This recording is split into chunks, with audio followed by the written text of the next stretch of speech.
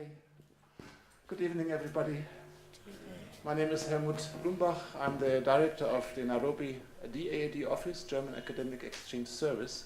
It is my pleasure to welcome you to this June event in our Election Dialogue Forum series. Those who have been here before know that this is a series of events, a platform. The idea behind it is to create a platform to discuss issues which are politically relevant for Kenya in the context of the elections, to discuss them, but not along the lines of party politics or political propaganda, but rather from the perspective of voters, of citizens, of the civil society, and also of social and political scientists. The format has been developed jointly by the Goethe-Institut, Twaweza Communications, and DAAD, and I would like to use the opportunity to thank our partners for this fruitful cooperation. And I also would like to thank my colleague Breutz from the DAAD and Hassan from Goethe-Institut for preparing this evening. I think you should give him a clap. It will be a good evening, I'm not sure. As an organization facilitating academic exchange and cross-border collaboration, we strongly believe in sort of joining hands and minds to address challenges, problems which our societies are facing, and also to advocate for change. And it always again strikes me how similar many of our problems and challenges are, and how closely we are connected in trying to find solutions. And this does also apply to the topic of tonight, the role of women in politics, the political space women have or should have. And we shall sort of have a look at the situation here in Kenya, of course. We shall look at the status quo, how is the role of women in politics. But we also maybe look at the perspective, how is the influence of women in other spheres of society, and how can the political space be expanded, or I should maybe rather say conquered by women, maybe also with the assistance of some men.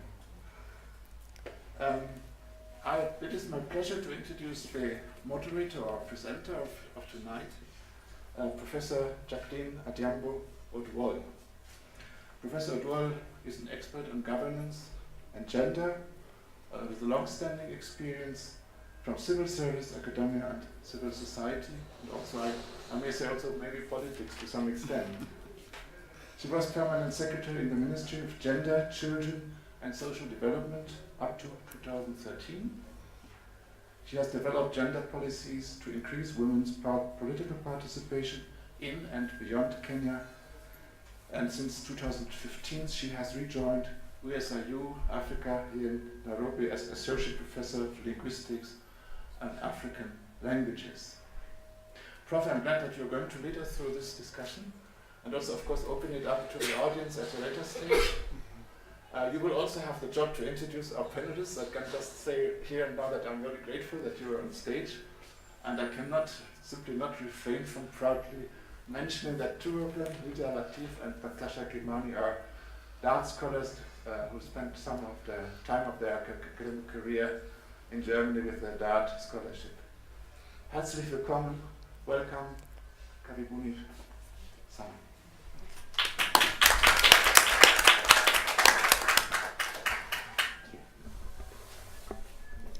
Thank you very much, Director. Thank you very much for enabling us to start the dialogue forum today on claiming political space, women in the 2017 elections in such a clear and exciting way. As has been indicated, my name is Jacqueline Oduol. Today, really, my role is just to help us to have space to have the conversation. And I want to start this by reminding you of the hashtag, because we know we want to be sure that as we are here, we are able to continue to connect and to share with as many people as possible, including those who do not join us here. So we just need to note that the hashtag is Nimama 2017, Nimama 2017. And of course, we also have the EDF 2017, hashtag EDF 2017, Election Dialogue Forum, that is. For the Twitter handle, I hope that those who have not been here with us before can note that we have Goethe_Kenya for those who are going to be connecting. And we really look forward to vibrant engagement in that way as well. I think we also would like to ensure that you are aware that given what the director has indicated and the partnership between Goethe-Institut, Twaweza and DAAD, this is intended to be a way of engaging Kenyans throughout the space, particularly before August. And so as we proceed with our discussions, we're going to be recording what it is that is taking place, and we hope that we will upload as podcasts what we have recorded.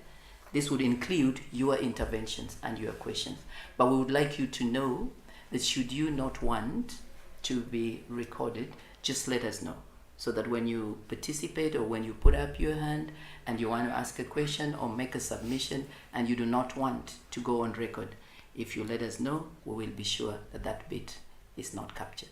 All right, thank you.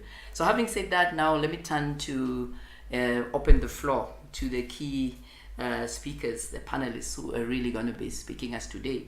And I would like to present, starting from my right-hand side, Lyla Latif, who is a Kenyan-based lawyer with over 6 years experience as a trial litigator and a business law and human rights lawyer. She lectures at the School of Law, University of Nairobi, and is a member of the Law Reform and Devolution Committee of the Law Society of Kenya. She was the legal advisor to the ARC Coalition and the Roots Party of Kenya. So she also brings political experience and background. And these were political parties that were working to put forward presidential candidates and other candidates, not only in the time that she worked before, but in this year's elections. And it's important that she brings background and experience in looking at political parties' strategic plans and development of manifestos. So welcome, Lyla. And on my immediate left, I have Dr. Breutz. If I don't get the pronunciation right, I think you will recognize that I'm making an effort. So just say Dr. Breutz. Yeah, okay. Breutz has studied law in Hamburg, in Germany, and Switzerland. She has a PhD in international law. She had been admitted to the bar in Germany in 1997 and began her career as a practicing lawyer and partner of a German law firm. In 2007, Breutz left Germany and moved to Sudan to work as a legal advisor for the Assessment and Evaluation Commission in Sudan. She went back to Germany in 2011. No, I didn't. Okay. I never came back. All right. So she joined. Okay. This. Okay. Sorry. I was trying to. This is why you get caught. I was trying not to mutilate some German words here, so now I kind of came up with the wrong idea. She joined the GIZ. Here we like to say GTZ, right? GIZ is different from GIZ. Yeah. I'm in a lot of trouble today. GIZ. So joined GIZ in 2011? Yes. Okay. Joined GIZ in 2011, and since then has managed the GIZ governance and human rights programs in Tanzania, Ethiopia, and Kenya.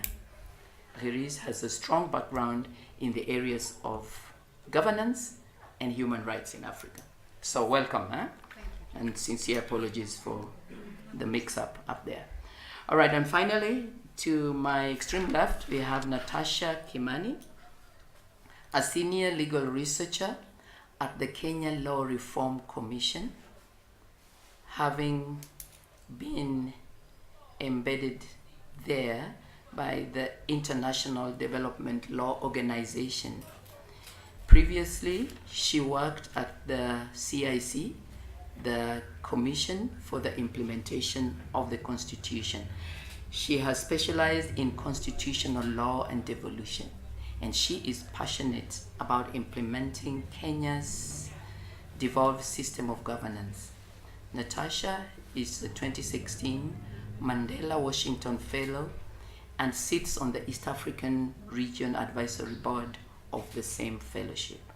She is a DAAD scholar, having earned her master's scholarship in public policy and good governance from Leopold University. Welcome, Natasha. All right, so ladies and gentlemen, and as we start the conversation, we are aware that we are going to be reclaiming or claiming political space, and we are doing this from the perspective of the women and the political engagement. So as we get to the dialogue, I would like, because we know or have this general understanding worldwide that we still do not have as many women represented in politics as we would like to. We are aware that we've had a number of strategies and efforts to correct this, including the very well-developed UN system that has taken us on journeys all the way from Beijing in 1995 through to where we are now in 2017. But we still realize that we find that when it comes to politics and political engagements, there are a number of challenges that women face. And one particular dimension of challenge that women face emanates from political parties and the institutional arrangement and space of engagement that is available for women. So, Dr. Iris, as we start, I would like to invite you to just share with us your understanding of how, when we look at women's engagement in politics, the political party or political party's way of engagement and way of work presents a challenge to women, and how, as we look at this, we can learn from Germany or from the wide range of research that you are aware of. What can we learn, and how can the women in Kenya who are facing elections this year benefit from this? Yes, thank you, Jacqueline. Good evening, everyone. Thanks for coming. Yes, as Jacqueline said, I will outline a little bit experiences and research from Germany, but what we will see is that we, as in the women here, Kenyan women, share the same problems most of the time. So, but in Germany, what we can see over the last 30 years is that the political participation of women has increased tremendously. For instance, women use their right to vote more than men and are represented in almost all political institutions, and also see politics as a career path. I mean, maybe you know our Chancellor Merkel. She's a woman. Our Minister of Defense is a woman with 7 kids. That's quite an unusual situation for a career politician. However, we have still not reached a situation where there is full equality, gender equality, especially when it comes to politics. And I would like to share with you like 5 theses. Why is it? Why are we still, we as in women, underrepresented, which we are? If you look at the women participation in the German Bundestag, that's our national parliament, we are at around 36%. I mean, if you look at the world champion, which is Rwanda, when it comes to political participation of women, Rwanda is at 63.8%. So we face an underrepresentation of women in politics and political leadership, and I want to offer you maybe 5 theses why that is, which we then can discuss. The first thesis is women are less interested in than men in politics. I'm referring, it's not what I think, I'm referring to studies and research. The survey showed that only 39% of women are interested in politics, but 59% of men. I couldn't believe that when I read it, but then there was also an explanation to it. These percentages go for the so-called institutionalized political sphere, which means women are not so interested in engaging in the institutions of politics, like political parties or others. When it comes to the so-called unconventional political activities, like demonstrations, citizen initiatives, grassroots work, petitions, then women are more represented than men. The second thesis is that women, our parliamentary and political system, when it started, was shaped by men entirely, because in Germany, the right to vote for women was established in 1919, which was 50 years after the men. So that means that what we find now, the political parliamentary system, was born and shaped and created by men, and we still see that. So this is why, for instance, when the women came to the political stage, they entered a system which was not only male-dominated, but also created by male, and that's by men. This especially goes for, let's say, communication, for instance, voting, decision-making processes, organizational structures of political parties are systems where women in Germany are not comfortable with. Maybe we can discuss why that is.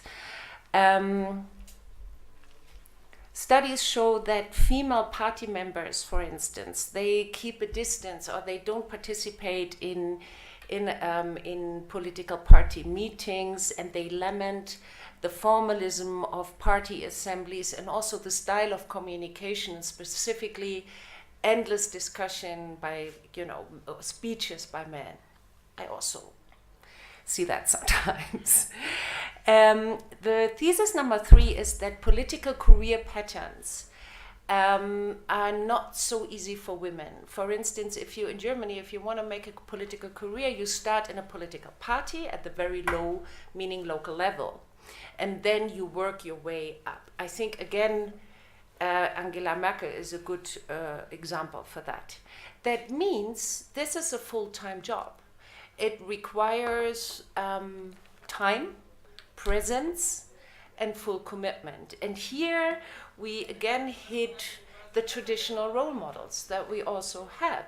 For women, it is still very difficult to spend that much time or invest that much time in politics, because no matter how modern or advanced the country is, we also still have the traditional role models there. For male politicians, it's completely normal to be married and have kids, and they still can make the career. For women politicians, it's quite different.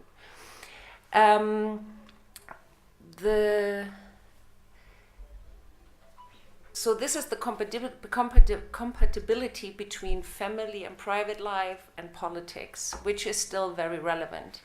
The fourth thesis is women are less involved in informal decision-making, meaning that in parties, on politics in general, there's a lot of informal mechanisms and systems where problems are being discussed, decisions are being cooked and all that. And this is a mechanism in Germany where women are not necessarily part of. And I was really surprised to see that. And I will never forget when Angela Merkel in the early 90s, she was a minister then for family affairs, I think. By the way, she was always referred to as Kohl's girl. Kohl was our then chancellor, and in the public she was the girl. When I look at that footage today, I think, wow, how did she survive that? She was treated as a little girl, and when the man would withdraw in the chamber for informal decision making, she would be left out.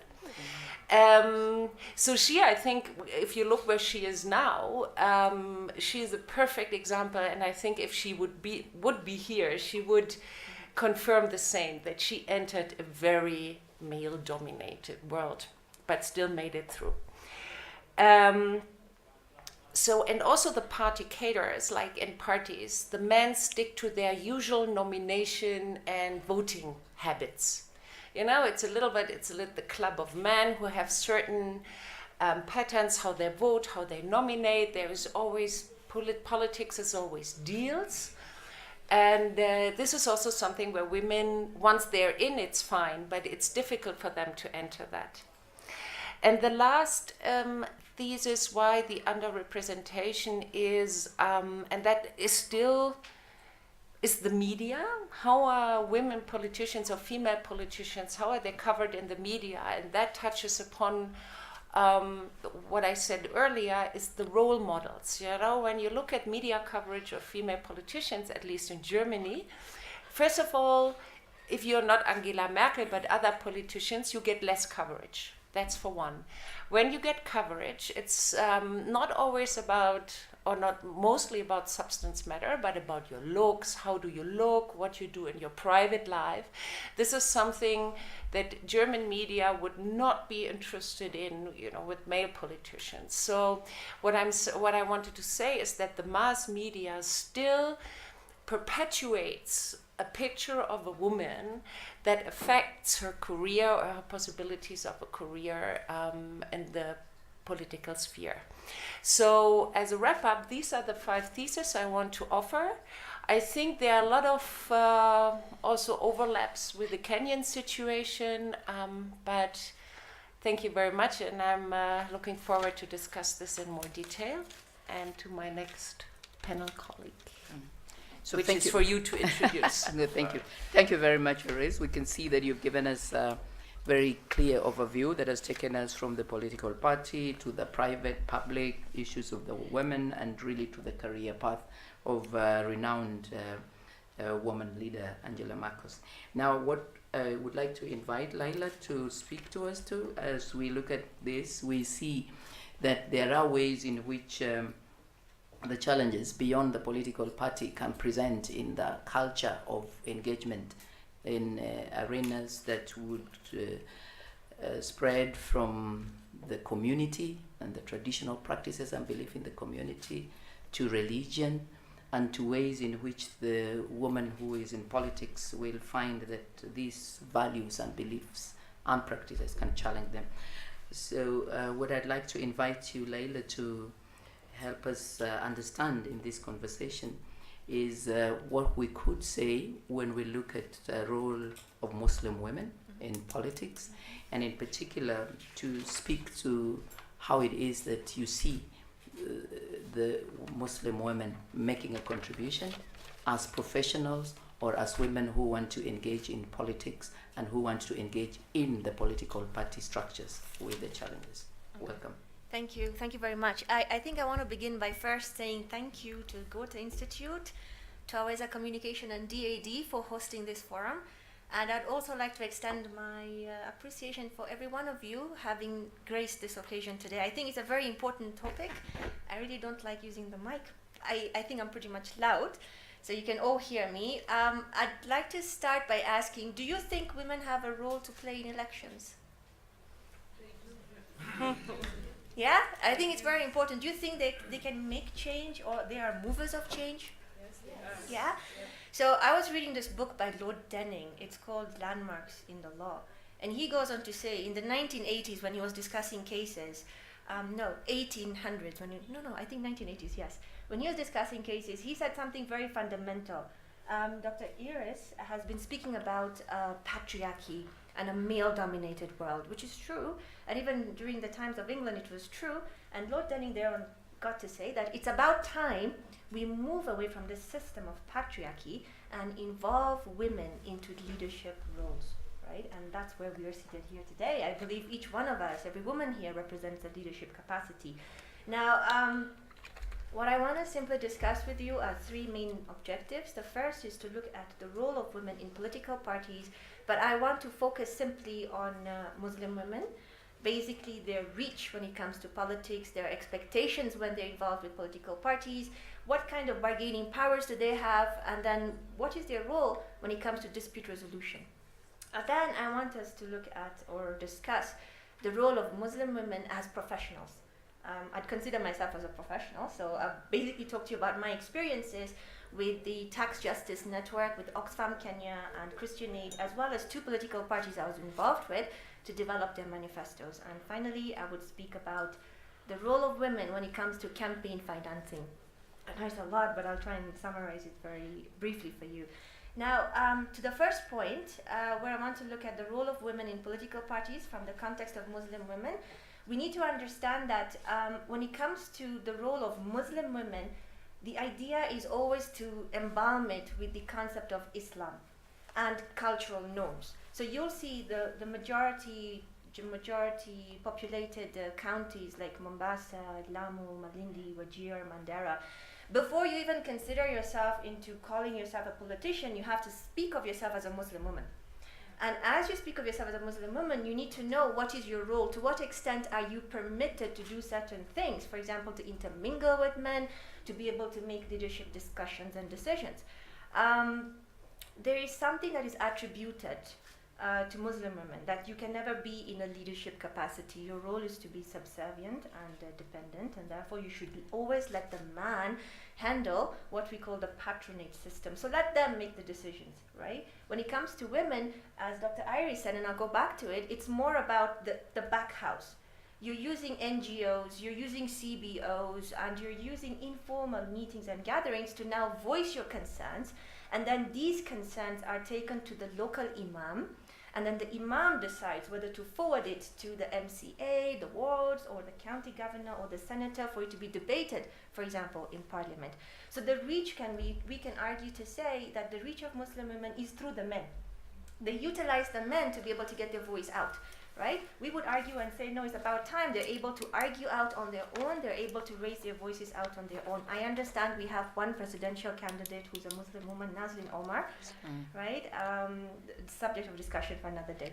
Again, when we speak about reach, not only are we speaking about it from the Islamic perspective and cultural traditions, but we're also saying that these women are able to form caucuses.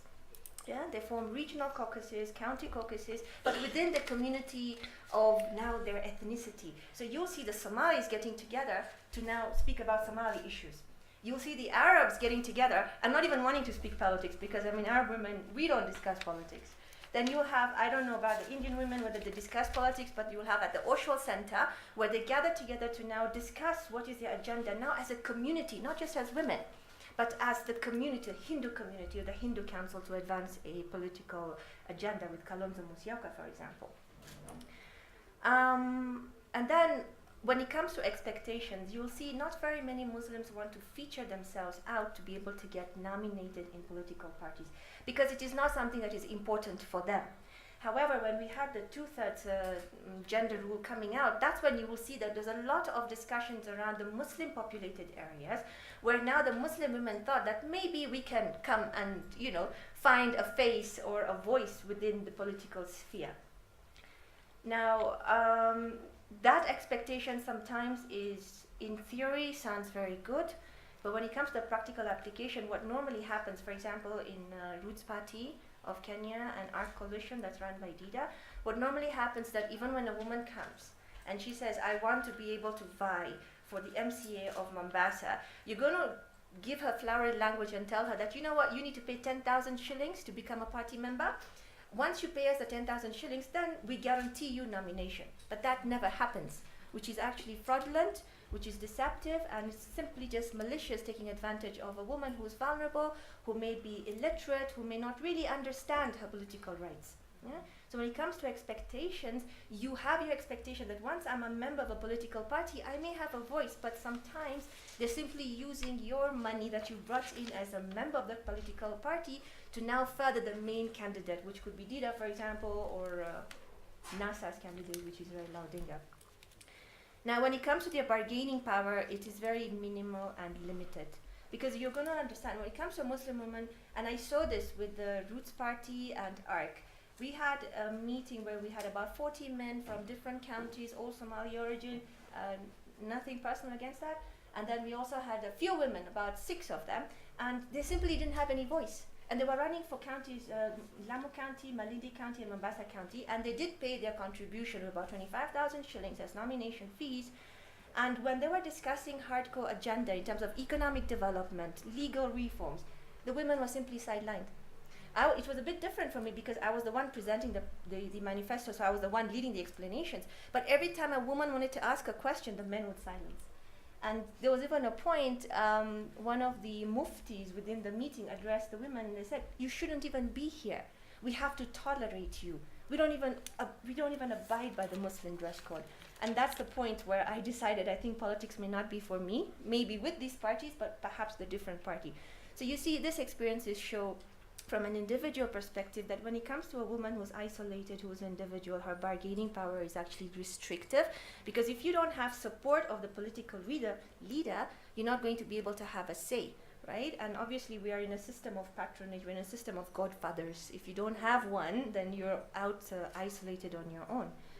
Again, when it comes to now dispute resolution, perhaps you will see with the political parties dispute when the nominations were done, there were lots of legal issues where some of them ran up to the political parties tribunal, up to the High Court to say that there's been some sort of miscalculation in the voting system, and they were heard. But for a woman, if she feels like she had 400 votes that was given by that particular party, but somebody downgraded it to 20, what is her forum to go and complain? If she was to complain it before the political party's leader, she'd probably not be heard, because you're just a woman, you're not very strong. Not very many women in Lamu are going to vote for you, they'll vote for this man, because that's the culture that we've been associated with. It's the male representation of authority that comes in. So if she was to go to court, for example, if you want to file a petition in the High Court, a reasonable lawyer would actually charge you 500,000 for filing the petition. Does she have that money? Especially when you know perhaps she's not working, she's not a professional, she's dependent on her spouse. Where's she going to get the money from? So are we not limiting, right? That's something I want you to think about. Then when it comes to the role of professional women, in as much as we're saying that the Muslim women in the Muslim populated areas may not have a majority of say, there are caucuses, there are groups, there are NGOs that are forcing them to come out and nominate themselves and speak with authority. And this is where now the professional Muslim women come to help them, right? The professional Muslim women, because they have capacity, they have connections, they've built linkages with a number of parliamentarians, with a number of multinational corporations, they're able to speak on their behalf. And therefore, these Muslim professional women use their influence, for example, to now engage parliament in debate. And they would engage parliament in debate way before the elections. Like, for example, you will see that recently parliament has been debating the breastfeeding mothers bill. And then they also debated, I think last year, the baby formula. And then we also had amendments down to the Employment Act, which are still in deliberation stage, where we're saying that maternity period should be extended. We also had amendments in the Children's Act to make the men more supportive of the child, and then we also had the Sexual Offences Act, whereby we were saying that even if you were to wink at a woman, she can take action against you, right? You do not have that right to do that to a woman. It can be considered as improper. So you will see that to some extent, the Muslim women professionals, they came together under the leadership of Sumaya Omar, who used to lead one of the oil companies in Kenya. I forgot the name of it. National Corporation. We all got together and we went to speak with KEWOPA. KEWOPA is the Kenya Women's Parliament. The Kenyan women parliamentarians have an association. They have a group whereby they now discuss to forward legal issues, contemporary issues, and emerging trends that affect women. And we had regional discussions with them together with the assistance of UN Women to be able to ask ourselves, what do we want going forward in the next elections? Do we want better pay? Do we want better infrastructure? Do we want better institutions? Do we want more political mileage? So you will see that you have a number of Muslim populations backed up by professional Muslim women who use their influences to now look for legal reform. The Muslim women also actually go ahead and are like a sort of a transparency and accountability move for the government. And I'll only give you an example because I have to wrap up now, I'm sorry. Government, Uhuru Kenyatta's government, the last elections promised that they were going to do more with the double taxation treaties. They said that they were going to be able to engage in transparency and exchange of information between countries so that Kenya does not lose a lot of tax.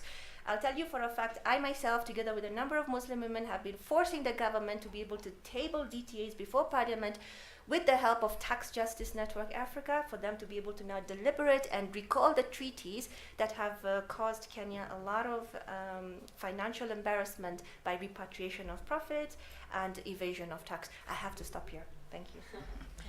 Thank you very much, Lyla. And I know that this is a dialogue, and I'm sure that we're going to get other opportunity for you to build and respond as the members of the forum also raise issues. So we've now sort of looked at the political party, looked at the eyes of women in politics from Germany, research, and seen the challenges, and as well as explanations that Iris brings forward. We've just heard from Lyla, and we see that there's a very real examples that she's giving us, looking at it from the eyes of Muslim women, and also generally just helping us see what could be some of the practical ways. We would now like to give the opportunity to Natasha, because I know that a lot of Kenyan women and men who wanted to support women in politics had a lot of hopes in the 2/3 gender rule, because there's a way that it was understood that if we can get legislation and if we can get parliament, which is really the body that gets us to come up with ways of implementing the legislation, perhaps 2017 would be a little better for the women. And so we would like to invite Natasha to sort of shed light, among other things that she would like to say, to where exactly the 2/3, not more than 2/3 gender rule is, and whether or not it is something that women can hope might be a way that allows them into politics if they don't get to survive the nominations or if they are not elected. Welcome, Natasha. Thank you. I have a terrible cold. I usually sound much better than this. Let me begin by saying the last time I was here was in 2011. I was preparing for my German classes up here to go to Germany. DAAD and Goethe have a special place in my heart. Germany is responsible maybe 80% for my career, so I love Germany. I think I was brainwashed by the Germans. I always find myself tilting towards Germany in everything I do, so thank you for having me back here. Allow me, Professor, to begin with the Constitution. We cannot speak about 2/3 without speaking about the Constitution. It is my Bible. It should be yours. Now, the Kenyan Constitution is what we call a transformative constitution. What does that mean? It means we wanted social and economic change, and not just abstract change. You know, when you say, oh, we want to see something happen in the near future, no. The framers of the Constitution envisioned that the next 5-10 years would be transformative, meaning that there would be some level of equality, that Kenyans would see that we'd move from deprivation to a place where we have human dignity. Human dignity means women have access to health, water, education. Now I want us to ask ourselves, have we gotten there, or are we on our way towards realizing that the hopes and dreams of this Constitution? I want to ask two questions. Have you heard of the term flower girl? Yes. Bonga points? That is how we refer to women in our parliament, our women leaders. They are flower girls. Bonga points, direct translation, is the extra points you get after talk time. You know, irrelevant and, just extra. So generally, men and women refer to our Kenyan parliamentarians as flower girls. But that is not the intention of the Constitution. Article 27 of the Constitution says that there's freedom, there's equality and freedom from discrimination. It even goes further that women have the right to get opportunities politically, socially, and economically. Let me move forward. I'm going to talk a lot about the Constitution, so bear with me. Article 27.8 and 6 talk about affirmative action, that the state shall take measures to ensure that they implement affirmative action policies, programs, and also that is Articles 27.6. 27.8 talks about legislative measures, and that is now where we have the animal called 2/3. I call it an animal because sometimes it's even a monster.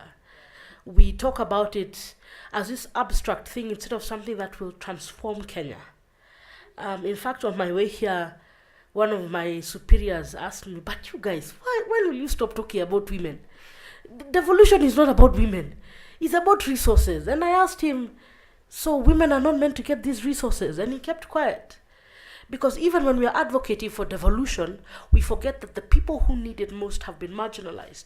And who has been marginalized in this country? Women. Women are the people who, I don't say poorest, is that grammatically correct? Yes. In this country, that's a fact. We go to Article 81B, and this is the monster.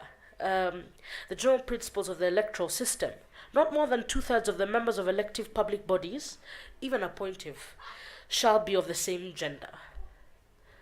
Now, the framers of the Constitution, I can talk about the framers because I worked with the most important commission, and I say that proudly, that Kenya has ever had, CIC, the commission that implemented Kenya's Constitution. The framers of the Constitution were of the opinion that the reason this clause should be here is to ensure that women are part of the process. And when women are part of the process, it means the decisions that are made at the top have a positive effect on women. Now let me tell you about the statistics that we have right now. In National Assembly, I'm sure you know there's National Assembly and Senate, so I'm just going to go into the details. We have 290 elected MPs. Out of that, only 16 are women. 68 women total in National Assembly. 16 are elected, the rest are nominated. Then 5 are nominated, then 47 are women representatives. Let's go to the Senate. 47 elected, none is a woman. It's meant to be 16 women who are nominated, but we have 18 women because not a single woman was elected. And it's even worse in the Senate because in the Senate, one senator has a vote. He's referred to as a head of a delegation. So when it comes to matters dealing with counties, every senator has a vote. And it's only the 47 who have a vote, which means these nominated senators do not have a say in how resources are allocated, in how they are spent, and in oversight of these resources. It's even worse in the Senate. There's a stigma attached to women senators where you find when it comes to committees of the House, they give priority to the elected senators. So what happens in the committees that matter most, the women are not represented. So you find things that are affecting women in general are not dealt with. I'm not going to get into too much detail because I'm recorded here, so I'll be very PG. Allow me to be PG. So what happens in turn is that the resources that should be allocated to enhance affirmative action never are. In fact, they're redistributed to things that are meant to be for development, forgetting that the development of women is the development of social and economic change in Kenya. Let me go back to the Constitution. Article 100 of the Constitution talks about the promotion of marginalized groups. And women, lo and behold, are part of that group. So if you have the Constitution, go to Article 100. Why are they marginalized? Because women have not had a voice. Even when we think about security, UN 1325, it's just last year that we had the action plan in Kenya, and it's not even been rolled out. It was just launched, beautifully. And once again, I hope that is censored. I have to keep reminding myself I'm being recorded. We had a huge launch, but what has happened between the launch and now? If you go to northern Kenya, they have not had anything about the action plan and the agenda of UN Security Resolution 1325. So those are just a few highlights. Now let me go to what everyone wants to hear, the 2/3 rule. So it needs to be noted that this is a bill, the Constitution Amendment Bill 2015. Fun fact, it's been rejected twice. So this is, let's hope the third time is a charm. Yeah, you get what I'm saying. Third time's a charm. So next week is the last week for Parliament to sit. MPs will probably sit for 3 days. Senate, I know, will sit for 2, for a fact. So it's being heard next week, the bill. We need 233 MPs to pass this bill. Your guess is as good as mine if we'll have those sitting next week. In fact, if it's sitting, I would like someone to take me out for a cup of coffee because it's something we need to celebrate. Even for me, if I was an MP, I'd be busy on the ground. I would not be in the house. Practically, it's of no benefit to me. And then, if it's passed in the National Assembly, it has to go to the Senate. It also needs a majority to be passed. Now, let me tell you the contents of the Constitution Amendment Bill. There are only 2 provisions that affect the 2/3. One is Clause 5 and Clause 6.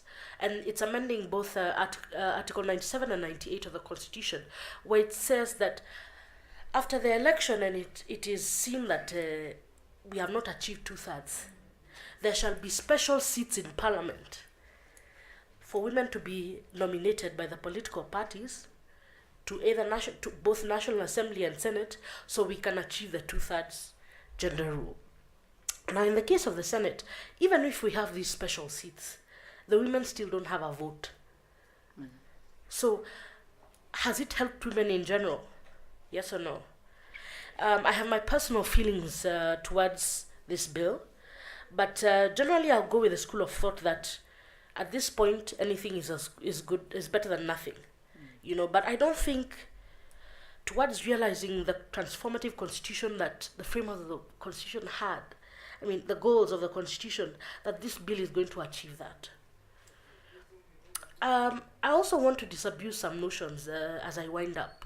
A lot of people say women representatives and MPs have done nothing. Let me just clarify that one of the most transformative bills, a lot of them, have been initiated by women. Let me take you to Senate. A bill that has been sat on but would have been transformative is a resource allocation bill by Senator Zani. I forget the full name of the bill, but it's about division of when you get resources from mining.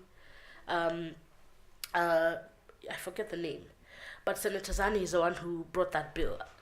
When you go to National Assembly, Amina Mohammed, a nominated MP, has sponsored several bills on wildlife and the environment.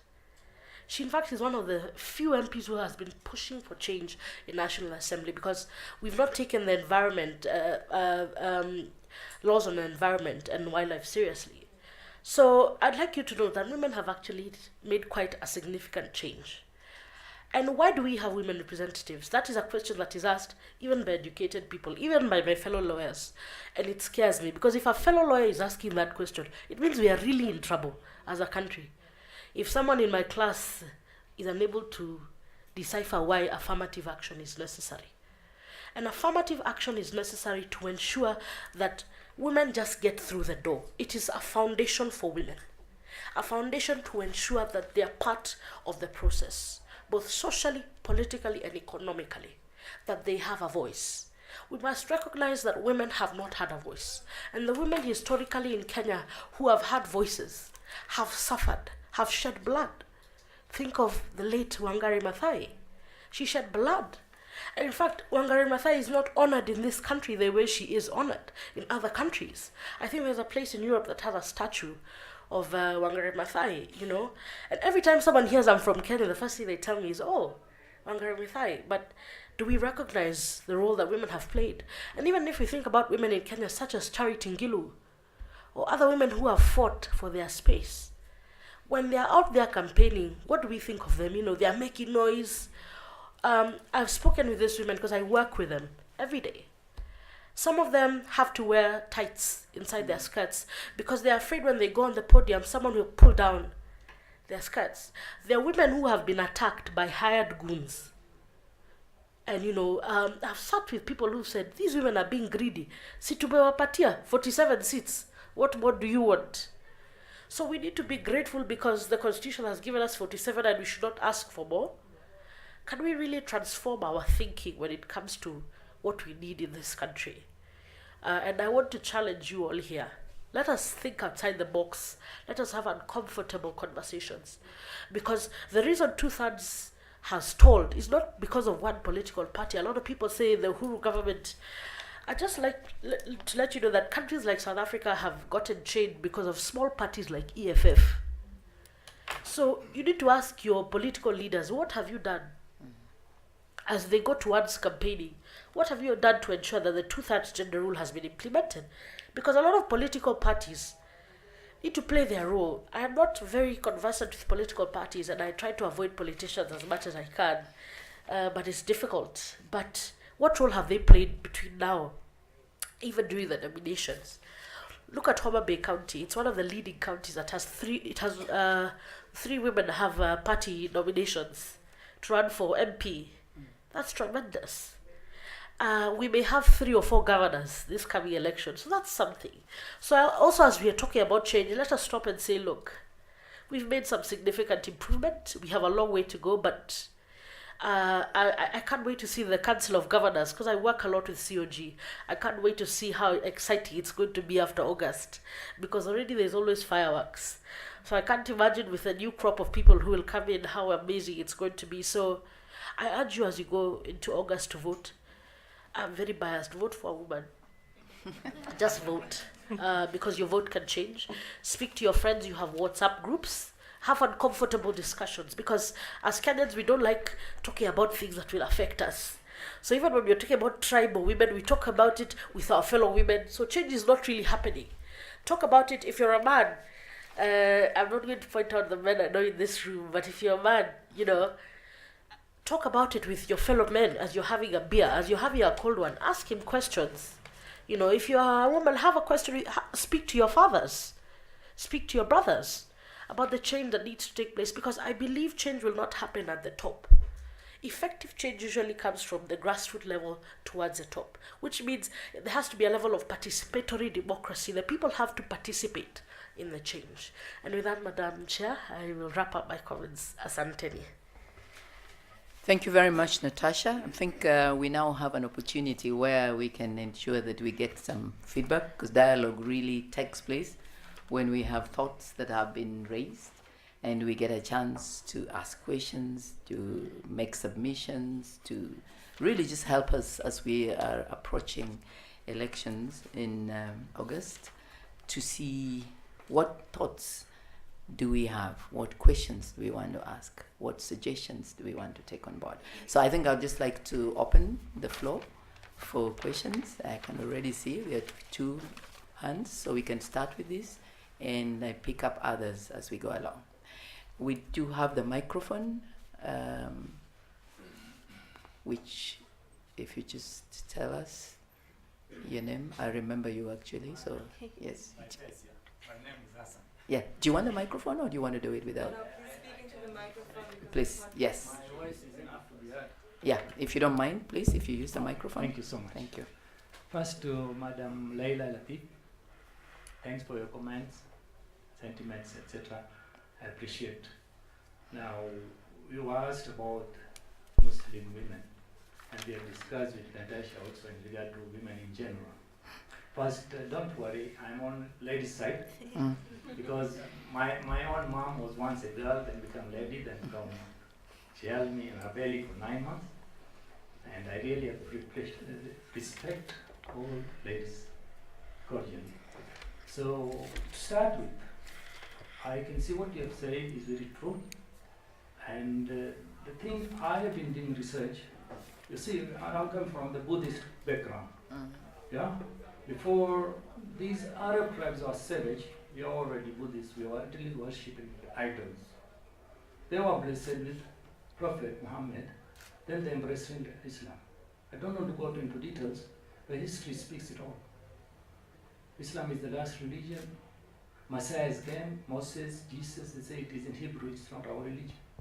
It's not our language. Unless as somebody comes out from our tribe, then we'll decide. So we are somehow oppressed. It's not only ladies or Muslim women that are oppressed, even men themselves are oppressed. I've been sidelined, and been neglected. There are a lot of sects within the Muslim religion, Islamic religion, hijacked by Muslims, and you are not alone to suffer as women. Men, they say, you come into a group, we decide, if it is right, then we'll accept it. If it is wrong, you are sidelined and out of our way. That's what I've been experiencing. Number two, women, as I say, I support you, but times, as men, I've been doing my research, as I can feel. And I think other men, they feel it and they don't talk. That when women say we want our right, that men will think and understand that they want their right in a secluded way. My humble advice to you women is all. We should demand that this is the action forward, and this is the way we are going to work forward, and this is the questions we're asking, we want the answer for it. You see? There are people who are men, but they are not men enough. There are women, I call them woman and a half, or women and a half. They are above in the category of a man, what man is doing, women can do twice as much. I've seen families, woman is a doctor, as a lawyer, respecting her husband who is illiterate. Respect goes so much hand in hand, but I've also seen women who are educated but overruling the husbands, and they are feeling degraded. So this is what has happened. There are barriers in between. We have to overcome these obstacles for women to flourish in the world. They're very good decision makers. They are golden in giving advice. That's what I've been experiencing with women. Yeah? I've got ladies in my home. Sometimes I ask for an opinion. It is above my thinking of it. They are giving the opinion. It makes me prosper. Surely, and men do appreciate. I've seen real men do appreciate women. Unless they get brainwashed on a table having their rounds or something, that I cannot be overruled, and this is primitive thinking. Okay. Okay, now I will finish. Okay.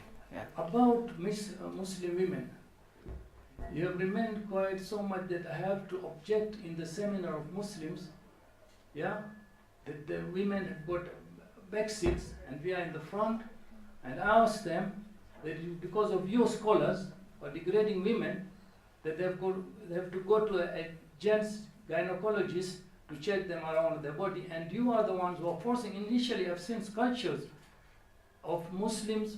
They are pressing women so much that this is the hijab and this is, I don't know, niqab and what. It's obligatory according to our culture, not a religion. Yeah. So to Madam Natasha, I don't know to hijack people. I got anxious to ask questions and give views about ladies. As you say, they have done a good job.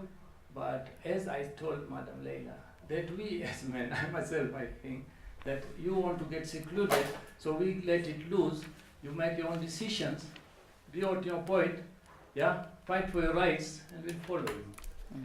My opinion, humble advice is, why shouldn't you get together with the men, vis-a-vis, that we march together for the progress and prosperity of the world? That is the way forward. I have to wrap up now. Okay. Thank you very much. Thank you very much. I think you just passed the microphone over to a neighbor. If you could tell us your name, please, if you don't mind. Everyone. Okay, my name is Mary-Liz Biugwa, and I am a feminist and an activist, a young feminist and an activist, and currently an intern at FemNet, a network that works on issues to do with women and gender equality.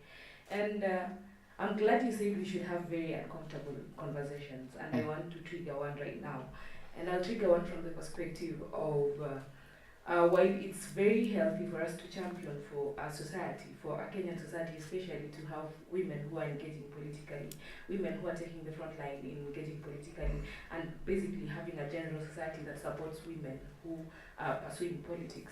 I have a question that I really need to ask, and I think all of us need to feel challenged by that. The question is, while we are in support, while we are pushing for women that are really pushing for political change and to make the political climate more comfortable and accepting for women, we have those women that have gone ahead of us. We have the likes of Wangari Maathai who have done women really proud.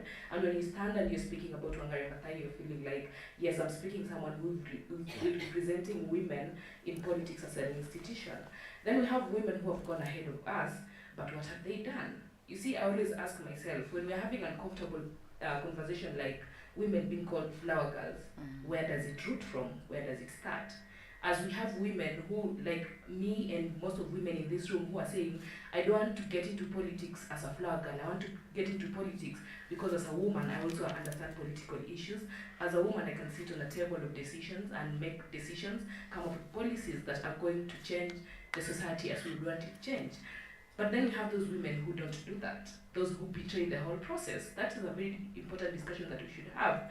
Because then, if I'm going to champion, if I'm going to push for women, I'm a woman myself, I appreciate that and I acknowledge that. And I acknowledge that women are able because I am able, I know women are able. But then when someone betrays the whole process and goes behind the back door, and from that person, one person, you see, we live in a very cruel world. I may do a million good things. People do good things all over the world, but immediately do one bad thing, that bad thing betrays the whole process. Then what can we do as women, as young women especially? Because for us, we look up to people. Jacqueline Oduol has been in that space for a long time. She has experience. I look up to her to some extent. What is it that I'm looking up to? Is it a process that I can stand and say, I know Jacqueline Oduol is in this space, do you know her? And people would stand and look and say, yeah, we know her. She's been this woman who has championed for policies that have changed really the status quo of women and politics in Kenya.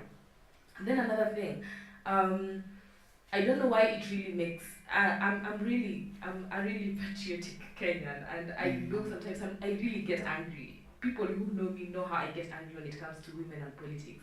And I don't get angry because I think women can't. I get angry at the fact that the society has been made to believe that it has to take a man to validate a woman. It has to take a man to say, you see, a woman deserves 47 seats across the country for them to be as women reps, for women to be seen in politics.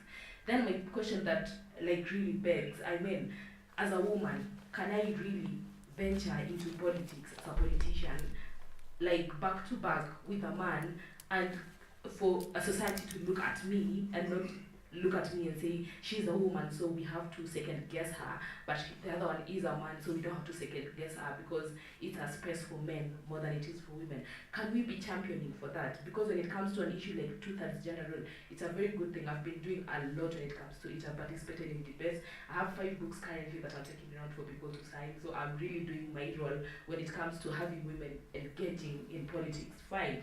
But when it comes to that 2/3 gender rule, you see, we have to look at the flip side too. Because when we are saying 2/3 gender rule, we are basically saying when women are representing up to 2/3, then the 1/3 should be men. But the vice versa is also true. When there is 2/3 men, then 1/3 should be women. And we have to consider that. We have to look at the flip side all the time. Then are we creating that platform where people are understanding these issues? Because for most people that I've interacted with, for someone to sign that book, I have to first ask them if they know about 2/3 gender rule, and then if they don't, we somehow maybe read together, or I get to tell them more about the 2/3 gender rule to make them understand.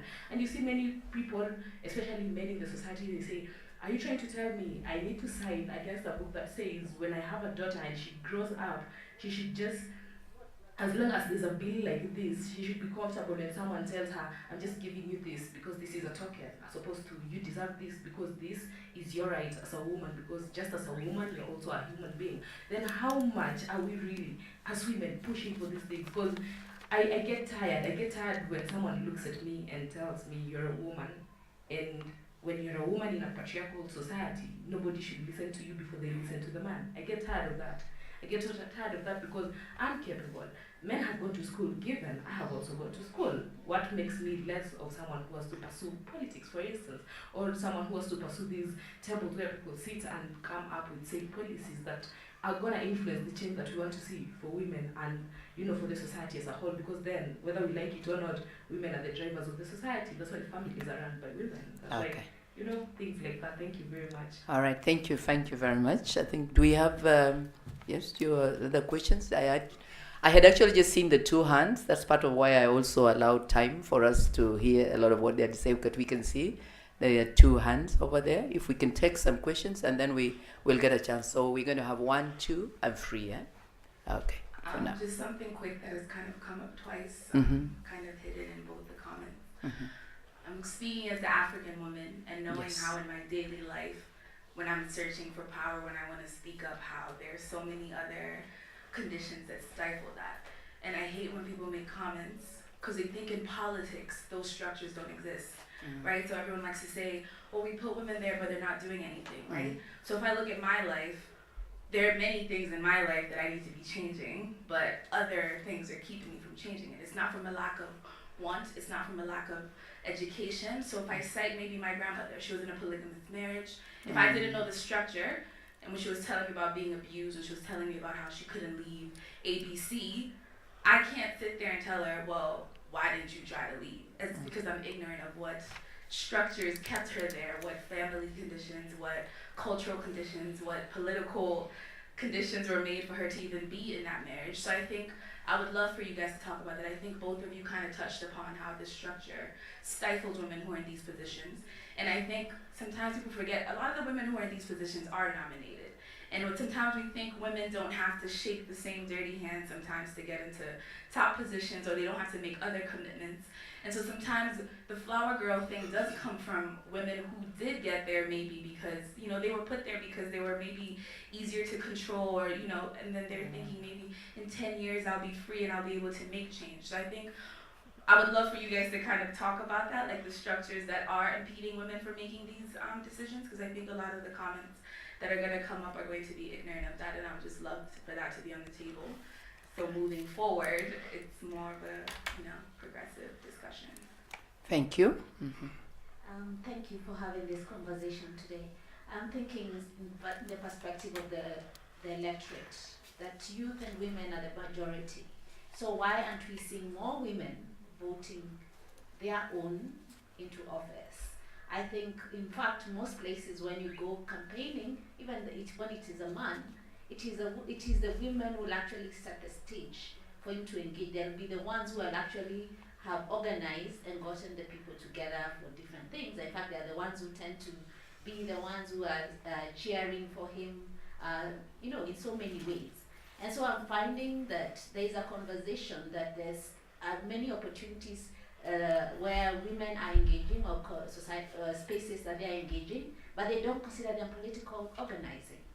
And so how do we change that mindset, that the many spaces that they are controlling already in rural economies, that they get to see that is actually them exercising their power, and it's an opportunity to change the direction, the discourse. You know, they could use that opportunity of them digging a shamba together to actually get their MCA to change the status of agriculture in their county assembly discussion. We are always expecting them to engage in the formal structures, yet they are already organized in some way. In families, they are the same people meeting the needs of the health needs, which when nurses are not in hospital, working in hospitals. They are the ones who are taking care of the old people. And I happen to monitor Parliament. I run Zalendo. And the reality is that they have delivered, and in a big way. I would say the weakest link has actually ended up being more the women in terms of the capacity of the women, especially from the coastal region. But I would say the women from the northern part have done an outstanding job. They have gone out there, put their best foot forward in terms of articulating issues that before were not coming out as sharply and clearly on the floor of Parliament. So I think there are two aspects there. But because we want to influence the current election, if we are going to have a conversation, then we need to have a conversation that says we need to have more women, and women need to know that what they're already doing in the spaces, they're allowing themselves to be taxed twice, instead of using their resources to get the right people who articulate those issues for them in the House. Yeah. Thank you very much. I think I continue to ask that if you told us your name and what you do. Did you tell us your name, if you don't mind, so that we just get a sense of who you are? Okay, my name is Jessica Musela. Yes. Okay, thank you, Jessica. I'm Tessie Aura. Okay, thank you very much. And then we had a hand at the end. I don't know if there's somebody else before maybe we give our panelists a chance to respond. Do I see another hand? Okay. Yeah. So we're going to have you next and then you. Hello, my name is Claire. I'm a governance and public policy master student. And my question goes to Natasha. 2013 we did the election under the new constitution, and at National Assembly and also at Senate they never managed to meet the 2/3 gender rule. But at the county level they actually did. Then my question is, why is it so hard to adopt that, whatever they did at the county level, to do it at the National Assembly and the Senate? So for me, I think it's lack of political will, because when they took it to the Court of Appeal, they said it's going to be progressively, it should be done progressively. So it shows there is also lack of will at the Court of Appeal also. And another opinion I had about this is also, like all these things, even if we got a very good mechanism to actually pass the truth agenda principle, it's actually a matter of culture also, because even women also plus men, you've never seen like a woman leading, because at the house level you always see a man leading. So it's also partly cultural, and just the way you built it culturally, it also had to be eliminated. It will take a lot of time to also be eliminated. But I'm very positive from 1963 until today, even if it's not a very big jump, we can see that also this mindset is changing with time. And we can see even the current nomination, we've seen women being voted as governors and also MPs. So I'm very optimistic come 2017 that actually this affirmative action is actually making progress. We actually don't want to see women not nominated or top up. We actually want to see women being elected. So personally, I'm very positive about all this process. Thank you. Thank you very much. Maybe we could take up and then we come to you, Les. The microphone is moving. Yes. Good evening, everyone. Good evening. My name is Job Kirugi. I'm an advocate of the High Court. Like Natasha said, I won't say why we need to do that rule, gender rule I mean, but I will talk about the women rep, the 47 women rep. I always ask myself, why haven't we seen them being more as equal or as powerful as the men who elected? Was the position well thought out? Did they get the budgetary support? Did they get offices in the counties? The money, the CDF, they have clear roles. Like, do they have specific areas they represent? Or do you know their role really? Is it just about being in parliament? Yeah, I think that's the issue. There should have been clear roles for the women. Thank you very much, Kerubi. I think we get the microphone up here.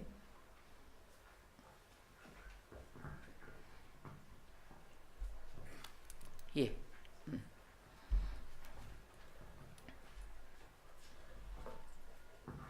Hello, good evening. My name is Mary Goethe-Institut. I am a campaigns and communications consultant. So one thing is that equality seems like oppression to the oppressors. And that's unfortunately one of the things I've realized in some of the comments that I've heard today. It's very hard to see privilege. I don't blame anyone for it, and I can't even see my own male privilege fully. One question to Natasha. Has one of the aims of the recent change to the law been that the 2/3 rule be implemented at the party level, which might not be specifically directly, but if 2/3 are already implemented at the party level, then my assumption is a very baseless theory that it would increase the number of women representation at the parliamentary level. Because I was reading back just a few times, it's a pretty equal number of women that have been elected to elected positions. I think it's 50 since 1963. We currently have 290 members of parliament right now, before we had 210. So you understand the number, that 50 in 50 years is a pretty sad number. So what other ways, apart from the 2/3 gender rule, can legally be instituted to have more women in parliament or in elected positions? Thank you. Notice, did you want to make a rejoinder? Was it a question or something just before I invite the panel? Yes. I am surprised that the guy who said he's an advocate regarding the women representative seat, because that there's no difference between them and the other MPs. It is just a fact that we do not culturally elect women that they got this position, that the 47 seats were created. So asking, in fact, for me, the funds that are allocated to anybody, any MP, are actually a waste of public resources. I'm a policy analyst by background. We have no business wasting our resources that way. We are better being able to structure how that money is being spent and for it to be passing through the governor's office as opposed to passing through these people's hands. Because when that way, they find excuses for not being in parliament. We still have quorum issues in parliament, yet we are 416 people supposed to be there every 3 days a week.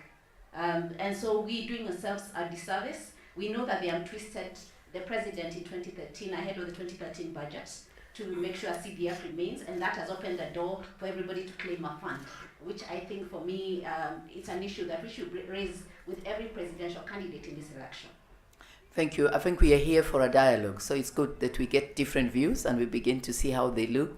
I would like to, perhaps what I'm going to request is that we sort of let the others make their submissions. I'm going to politely just ask you, just hold on to it. If you want a pen or paper, I'm going to give it to you to write that. So if we could also get to see, I think I've seen 2 other hands. Do I see just 2? 1, 2, huh? I was going to request, because there's a sense in which a dialogue is good, and I like the way that we are engaging, but it might help if we get some of those questions, hear what the panelists say, if you will agree, and then we can come back for another round. Huh? All right, so we can hear from you. My name is Frank. I'm an editor at Twaweza, and one thing we're all talking about is culture and systems. But what are we doing about the future? We have kids, we have young girls in primary schools, in nursery schools, and it's still culture and systems, because even the books they're reading, even the education system, it's all about men. The stories they read, the curriculum, it's all male-dominated, men-dominated. So we are putting up a good fight, yes, about women right now. But what are we doing about the young girls and the girls in primary, the girls in college? What are we doing to them? Because the system still, the culture and the system is still there, because some parents, I know my parents raised me right, but some parents still don't believe in, women empowerment and everything. So we should also start talking about the future, those young girls in nursery through university. We should also start talking about empowering them. Thank you very much. I think we had, was it you? The hands, yeah, okay.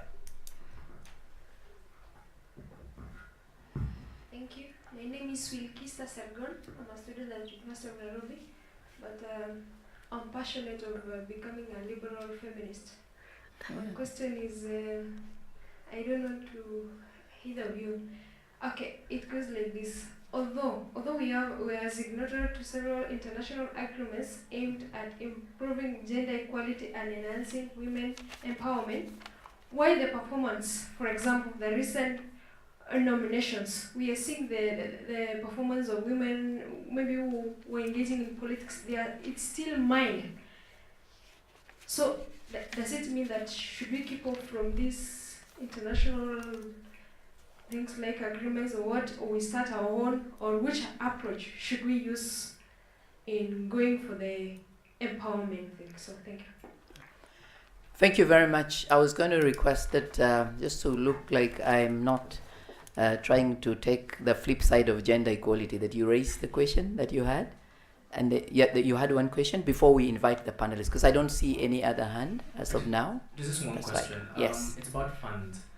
I was doing a study, I think last year, as part of a group doing a study in the Twaweza funds, basically the effectiveness of Twaweza funds. I think they're made to fail in their structure and sorts of things like giving you 100,000 bob, but dictating that you have to have a group of 10 people. Mm. Now the same question goes to the Women's Fund. Is there more constructive use of that money that wouldn't necessarily be throwing money at the problem, but use of that money that would be more beneficial to the women?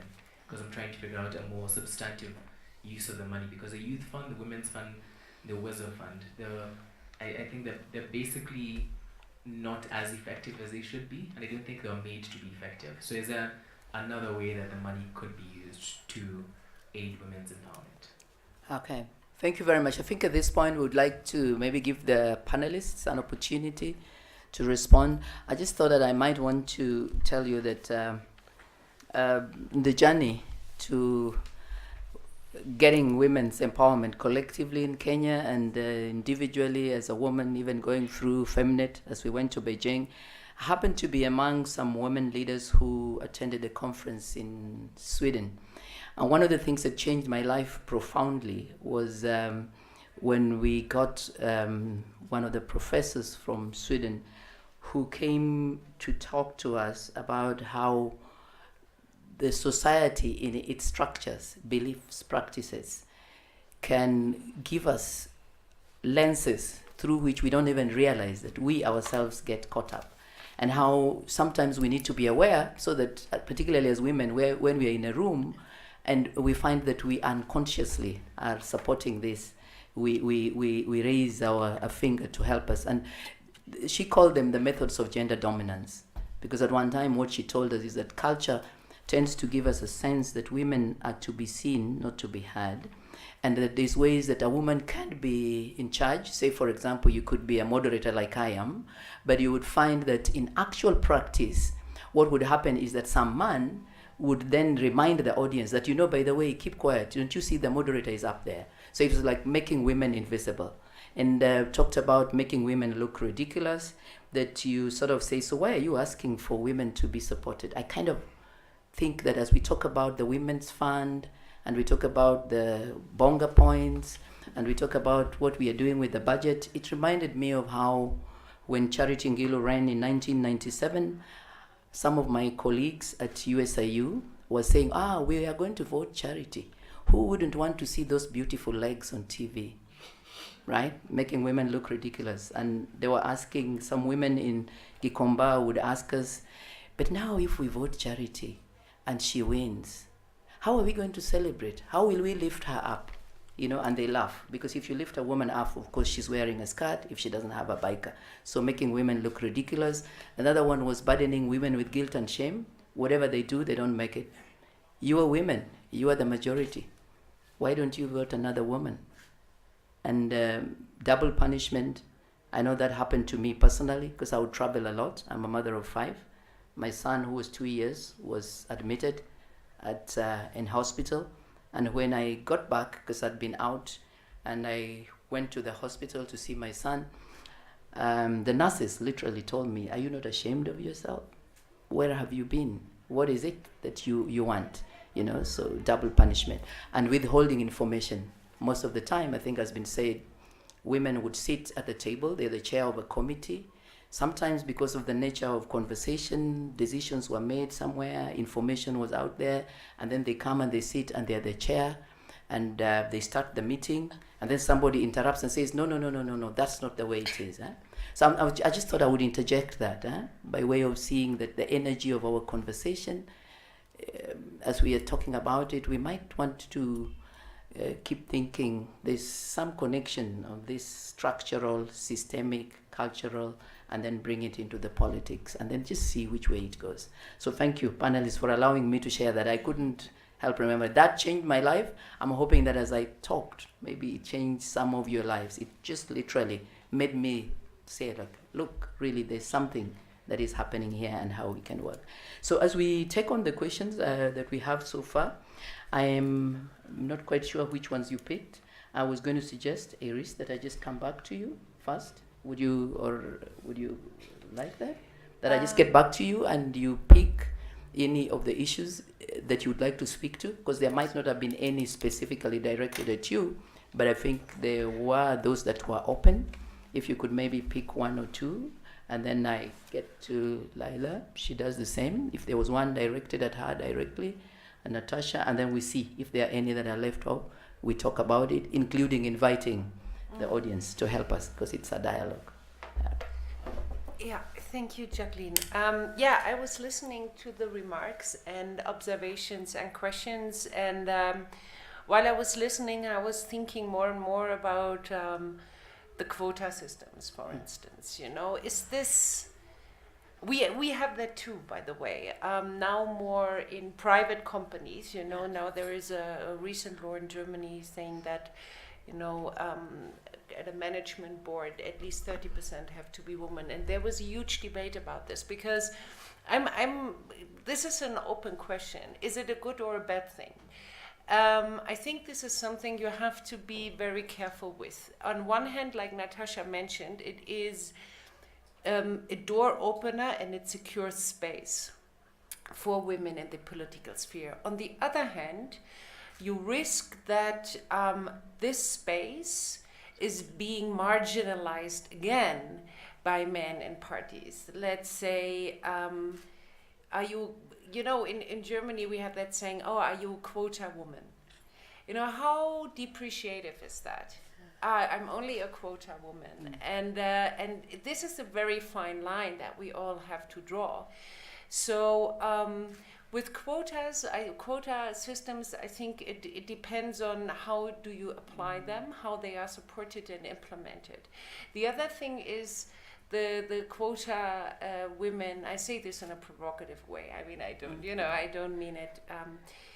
They take often on the soft issues, so to say. You know, this is, the portfolios are family, social, which is, again, so the backbone of our society and also should be in politics. But, you know, and this is what I think is the problem. Women in politics, they, you know, when they're outside of the institutions or outside of the formal political sphere, I think one lady mentioned it here, they do tremendous work, you know, in the social work, and also, you know, they initiate bills and all that. When they come to the political sphere, it suddenly becomes a power play. And I think this is the same all over the world. It's not about what you do and the results you generate, it's you are in the middle of a power struggle. And this is a different ballgame then, and a different fight we have to fight maybe when we enter the political sphere. So, and when if you look again at Rwanda, why did it work in Rwanda so well, for instance?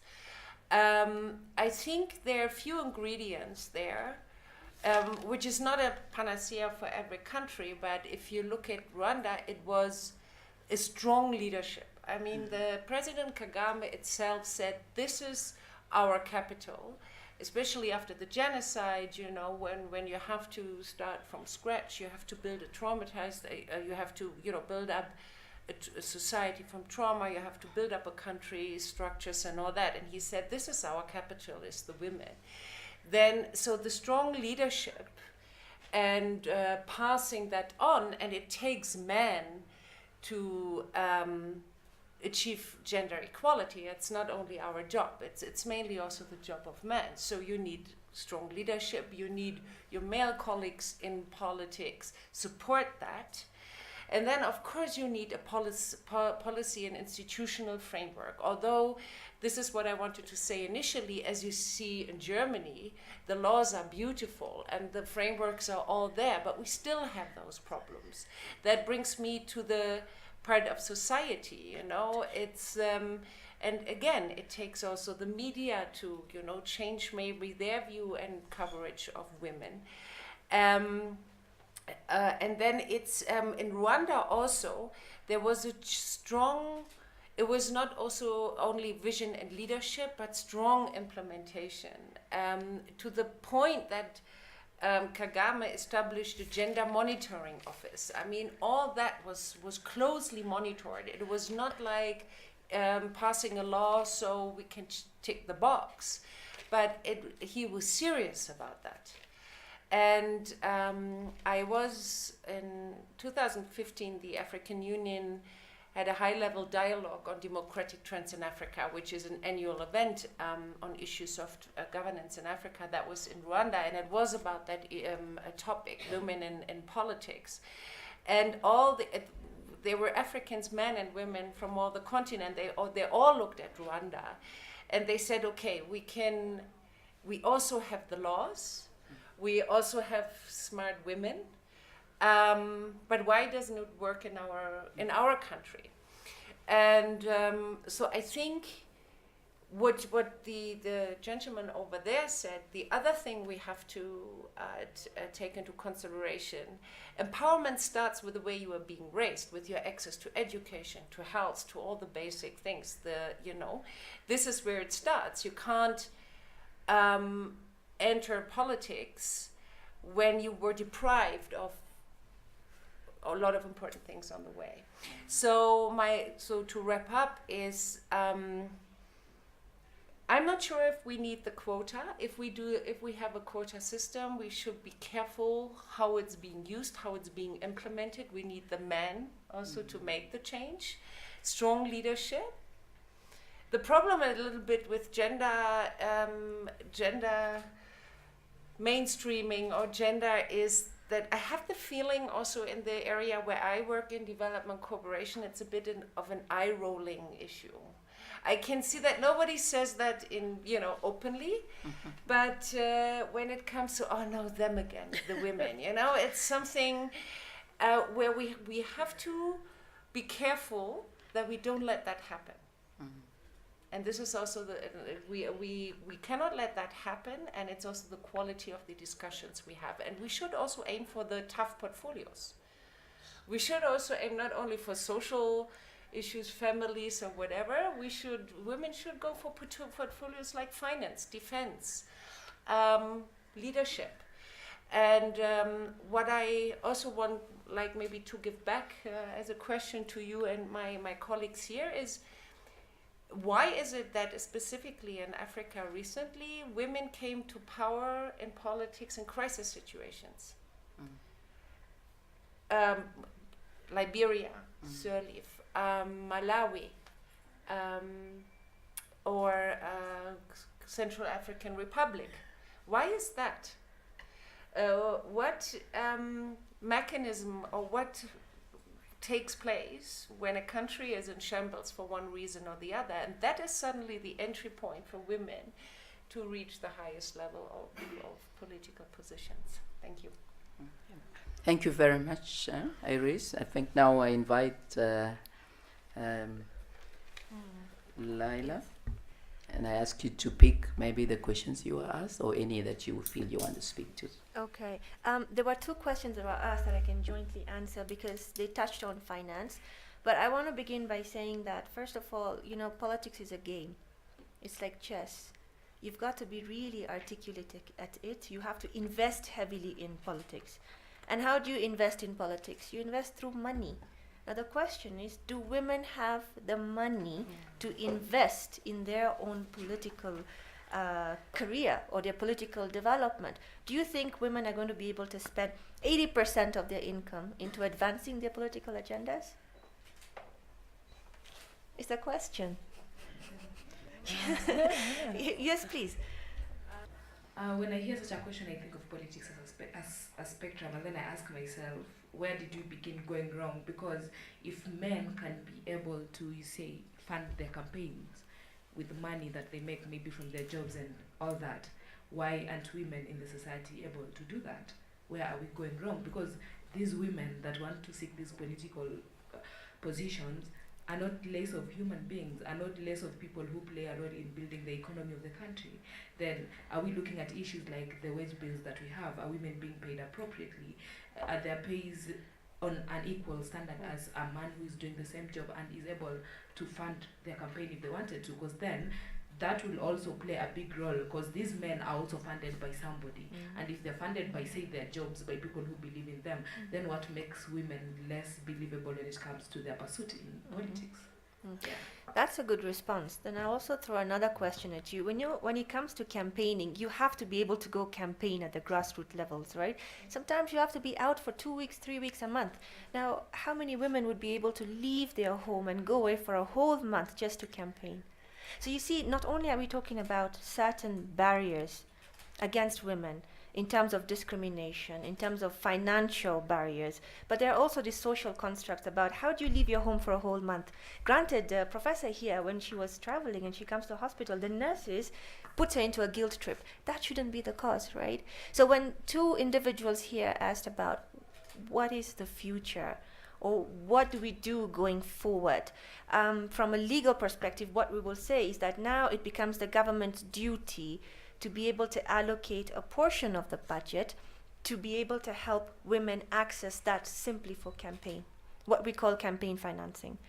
You asked a question about Women Fund, right? And you said whether it is effective, whether it is being rightly used. I can tell you for a fact that the Women Fund has benefited a number of women through the use of monies where they've been able to set up businesses, and with the use of these businesses, they have successfully bidded for tenders with government that they have been awarded. Yeah. So to that extent, my contribution would be to an extent simply to say that government needs to allocate a portion of the budget solely towards campaign financing, and they have to earmark maybe even 80% just for women because the men are capable. Hassan, you said something about discrimination in terms of even the men suffer discrimination. It's not only about the Muslim women, for example. You know, discrimination has historical roots. Yeah, you'll also see just on the sideline, even when it came to Muslim involvement in political leadership during the colonial times, you know there was already a divide between the Arabs and the Swahilis. The Arabs did not want to share political leadership with the non-Arabs. So similar trends even fall back today, where you will see the Arabs not, like Najib al-Ala, may not want to sit with maybe another Muslim who's a non-Arab to share leadership with him. The other issue is, why are we only talking about a third, right? We shouldn't only be focusing on the quota system that we speak about. A third of women must be representatives, but they should also be competent. They should also be effective and articulate as leaders when they go into parliament, because I read Hansard reports, also parliamentary proceedings, and you will see out of the 40 pages, the people who are contributing to parliamentary debates are not women, they are men.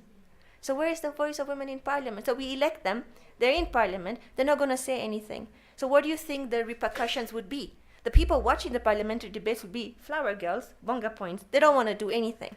Granted, Beth Mugo did a lot. Amina Mohammed does a lot. Millie Odhiambo, sometimes when you read some of the comments that she makes in parliament, it's a disgrace, it's annoying, it's actually insulting. Rachel Shabesh, I have no respect for her. Yeah? So sometimes when you're talking about a third rule, please let's elect women who are capable and who are competent and who are just powerful in their own ways, right? Thank you very much, Lyla. I think now we come back to you, Natasha. I think there were quite a number of questions that were directed at you. You could speak to that and any other that you feel you want us to. Let me begin by saying I'm not a proponent of respectability politics. I've heard a lot about you don't respect Shabesh. Let me just say that the majority of our leaders are very questionable. So when we come to interrogating their personal lives, we can as well spend the whole night here. I find it very sad that we interrogate women even more, we turn them upside down and put them and place them to a higher level of integrity than we do the men. So I'm a bit of a radical. In fact, to me, I'm saying, can you just elect women, this time round? In fact, this is my point of view. It's not my employer's point of view. So there needs to be a disclaimer here. Natasha Kimani's point of view. I believe that women need to just first get through that door. Because if we start talking about, Millie Odhiambo or whatever, for me, they are contributing. If we even interrogate those Hansards and see the things that men say in the house, you can have a heart attack. I deal with these people on an everyday basis, and I can tell you, women need to be heard. So deal with their respectability in 2027, okay? For 2017, 2022, elect women, all right? That is my take home. Let's go to something else. You talked about, there are two different types of funds. I think, Jessica, you were talking about CDF and, yeah. But there are two different funds. Youth fund, women fund, separate them. The CDF fund, and hear me clearly, is unconstitutional. I'll repeat that again for clarity. The CDF fund is unconstitutional. It is against the principles of devolution. That is a political fund. So is a ward development fund. So is a fund by women representatives, in my opinion. Because the essence of devolution is, in the simplest terms, pesa wapi? Mashinani. When you remove your pesa mashinani, allow me to speak in Kiswahili a bit, and take it elsewhere, you're not achieving the Article 6 of the Constitution and Article 174, which has the principles of devolution. Mind you, the courts have declared CDF unconstitutional, but because it is politics, you need to ask yourself why even leaders of the opposition have not challenged that. Because it is a way to keep your MPs happy. You know, so understanding that there is politics and reality. Let us not live in an idealistic cloud where everything should happen. I sometimes actually respect politicians. I would never be a politician. It is difficult, my friends. It is difficult to tell one person one thing today and go back and tell Lyla something. It's not easy. They lack sleep. There's something that someone raised here. Do women have the money to advance their political careers? Why aren't they doing what men are doing? Let me tell you, first of all, what the men do, especially married men who get into elections. They mortgage their lives without telling their wives. I can tell you a number of women in 2013, after the elections were over, they were visited by Shylocks, by auctioneers, not knowing that their houses were mortgaged again for elections. Women are not willing to risk their lives, the lives of their children, just for elections. Men, on the other hand, are willing to go all out. I have spoken to a few people who've lost the nominations, especially the men, and he'll comfortably tell you, my friend, my wife doesn't even know the car is being, tomorrow someone is coming for that car. You know, so we need to address campaign financing. And I'm very proud to say that I'm one of the people helping Boniface Mwangi raise funds on Twitter. It is against a lot of what in fact, my employer is always calling me to say, well, look, this is for the cause. And we need to ensure that we transform how we campaign finance and make our leaders more accountable. Because if we raise the money and pay for their campaigns, they're able to tell us, this is where the money has gone. This is what I'm doing with the money. This is why I have this money. But the way we do campaign financing in Kenya, it creates an opportunity for corruption, for abuse of office, and abuse of the electorate. But that's a by the way. Let me go to something that was raised here. I think it was by Tessie on the structure of policies and the things that hit women. I can tell you for a fact, when women get into office, what happens is that, first of all, they're given the weakest committees. We are not implementing the 2/3 gender rule. And even when we do, we give it the bare minimum. If you look at constitutional commissions or offices in Kenya, if it says a third, we never go higher than a third. If you need 3 women, you just give them exactly what they need, 3 women. And you're like, look, we fulfill that principle. What more do you want? But that, it beats the purpose. You see, even if you look at constitutional commissions, there's only one powerful commission that has a woman. CRA recently appointed a woman. But the only other commission, I think, is GEC and the Kenya Human Rights. Yes. And those are commissions that are not seen to be extremely powerful. So what happens is we give women vice chairperson, we give women cabinet secretary, gender affairs. Even the portfolios that seem powerful, at the background, they are weakened. So you're sort of literally a flower girl. I love what Dr. Iris has said about going for the powerful positions. And this means taking chances. If you ask me, for example, for myself, I like playing it safe. Would I risk my life just for a powerful position? No. If I was given a cushy job elsewhere, I would probably take that. Because politics in Kenya, and I think globally, but in Africa in particular, is very murky. You know, you're fighting literally for your life. So when you see people like Millie Odhiambo, Cecily Mbarire, sometimes looking dramatic, sometimes that is what it takes to be heard.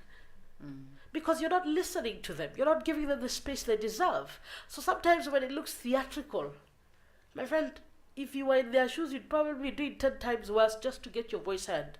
So let us also avoid respectability politics. I go back to that. You know, we are not morality police here. The Constitution does not talk about morals. It talks about values, and there's a difference. National values include freedom from non-discrimination, equality, you know, ensuring that persons with disability have a space, but it doesn't talk about morality or religion. So I would like us to all disabuse ourselves of the notion that a leader has to fulfill certain criteria or look like a Barbie doll or act like Mother Teresa. She's not auditioning to be the leader of a church. She's auditioning to be a leader of a country. And let us also give women the room to make mistakes. Because God knows the men in this country have made so many mistakes. Let us give women room to fail. We don't. Because when a woman makes one mistake, it's the headline for the next 3 years. And every time you see her, there's a scarlet letter R. Is it R or A? Scarlet letter? It was A, thank you. Because she's, you know, she's dirty, she's whatever. If we held men to the same standard, there would be great change in this country, but we do not. So let me challenge you on that. Let me go back to, Joe talked about women. No. And that was answered very well by Jessica. That why are the roles of women MPs clear? Council, let me disabuse you of that notion. Women MPs are not meant to be sitting somewhere in a corner just dealing with women issues. They are meant to ensure that when you're tackling the national agenda, the issues that affect women are dealt with. You understand? It's purposes of affirmative action. And when it comes to the Senate, for me, in fact, I'm hoping that there'll be more senators. Because for me, I am passionate about devolution. And devolution will change this country. But if women are not sitting at the table, it will only change roads. It will change things that don't have a direct effect on women. And what I want to advocate for is, as we move forward, let's think about gender-responsive laws, gender-responsive budgeting. And we have countries like Sweden in Europe that are doing it. In Africa, we have Rwanda that's championing this. Namibia at the bottom. I think in the West, we have Ghana. It's a big gun. But this is an opportunity for Kenya to ensure that the women's lives are made better. And I'll give you just a basic example. How are women able to access health in Kenya? How many of them know about NHIF? And when you think about poverty, you need to be very practical about it. And for me, representation means something very different from a woman in Samburu. And we need to think about gender representation through the eyes of that woman in Samburu, through the eyes of that woman in the slum. How are their lives going to be made better? So when you're thinking about it, be very practical about it. So I hope I've answered most of the questions. If not, I'm on Twitter. We could chat later on Twitter. Thank you. Thank you. I think we would like to see whether we can take 2 or 3 more questions and still wrap up. I'm going to try and see whether I will pick somebody who hasn't asked a question before, because ideally we usually break around 8:30, and I think you do know it's about 8:20. So if we are in agreement, then I would want to give the floor to Professor Kimani of Twaweza. We started off and we referred to Twaweza as one of the partners with DAAD and Goethe-Institut. Welcome, Professor. Do I see another hand that hasn't spoken before? If I don't, then we can then... okay. It might mean that I don't pick because both of you have asked questions before. You know, there is order in the house a little bit, eh? So maybe you just hold on. Just hold on. I see another hand, eh? Okay. So if you don't mind, what we'll do, let me get from the 2, right? See whether they can quickly wrap up. And if there is possibility that we could still take yours, fine. If not, we're actually going to have refreshments there, and we can handle that. Thank you. Yes, Professor Kimani. Thank you so much. I really have enjoyed the conversation and the energy in the room. Just two quick comments. It seems to me that we have the legislative framework to change this thing. It seems that the next stage that we really need to take our energy is really cultural transformation, behavioral transformation. And for that to happen, we have to be able to pick carefully the strategy that delivers that type of change. You know, the behavioral change, the attitudinal change, the cultural change. And it would require, for example, mapping the quick wins. Where can we go rather quickly to win people so that we can move with them to deliver, you know, affirmative action? Because I believe in it wholly. I believe that we can do this. So we need to map. We have to ask, where are the women? If you look at the structures, the spaces that women occupy, many of them are in spaces that men do not necessarily inhabit. So we need to locate those spaces and to work there in a very purposeful, very focused way. There are also, I believe, a lot of men who believe in this agenda, and we need to map them and identify them and target them very, very deliberately. And I think that this can be done. Really, I think it can be done. Now, as we move towards August, we have to appreciate that the campaign strategies for men are not necessarily the best campaign strategies for women. The rallies do not necessarily work for women. So we have to, when we're working with women politicians, we have to identify a different way of engaging voters. It cannot be the same way. So really, I am just suggesting that an alternative approach is possible, and that actually, if we put our minds to these alternative strategies, we could actually deliver more than 2/3. I mean, more than a third, I think, more than a third. It's possible to do it. And to amplify the wins, because quite often, when you don't amplify the wins, people lose hope. You know, Chelagat Mutai in 1975 won one of the most contentious, you know, constituencies, Tinderet, in 1975, and she performed very well in parliament. And we have seen a lot of examples of very powerful women leaders in this country. We need to replicate them. So, not a question, just a general comment, and just to say how happy I am to be in this room today. Thank you very much, Professor Kimani. I think we had a hand at the end of the room.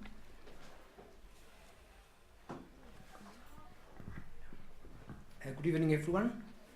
My name is John Mwangi. I'm an insurance person. Mine is to appreciate what is going on. I've never been here before, but I've been wishing to engage myself in such forums. But actually, in most cases, I've not had chances. To respond maybe to what is going on, I have two questions that I would maybe want to front to the panel. One, okay, why are women said to be their own enemies across board? I think we need to interrogate that vis-a-vis the society understanding, and if maybe genetical or something like that.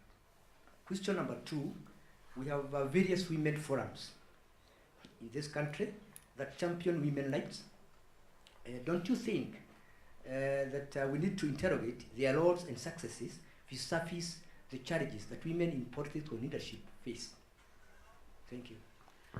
Thank you very much. I would like at this point to just come back to the panelists to do a quick run, because we would like to wrap up in the next 4 minutes.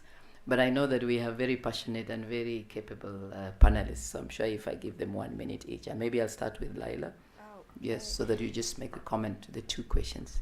I think I just want to make a comment to Kimani's sentiments. I think they're brilliant, and going forward, we need to be able to identify that, because in my reflection, and even when I was trying to get involved in politics at one level, my question to myself was like, how am I going to manage going to the ground, to the grassroots, interacting with the community when I have a whole profession I need to take care of and I have family responsibilities?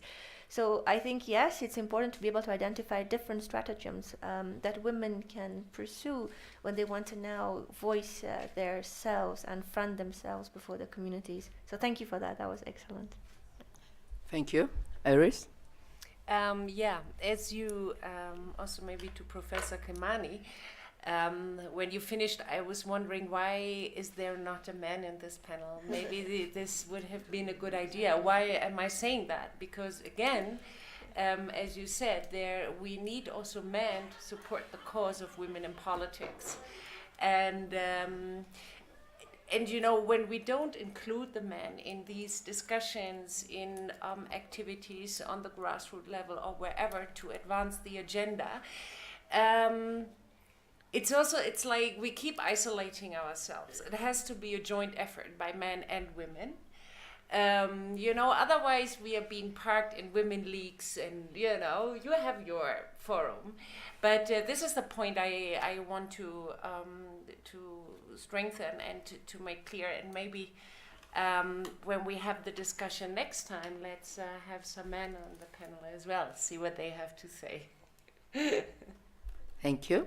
Natasha? I'd like to say, Professor Kimani, we need men who are allies, but we also need to be careful because sometimes they take over the conversation.